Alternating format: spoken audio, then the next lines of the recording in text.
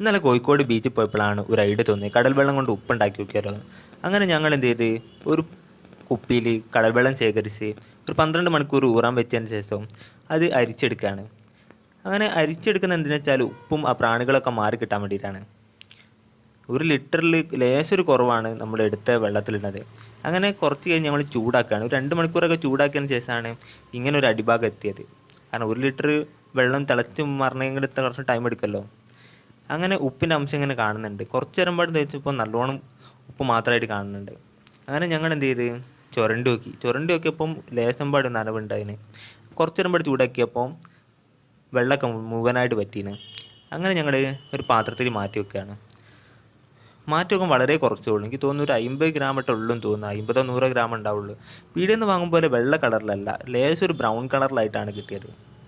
ഇനി അവർ ഫിൽറ്റർ ചെയ്യുന്നതുകൊണ്ടാണോ അറിയില്ല.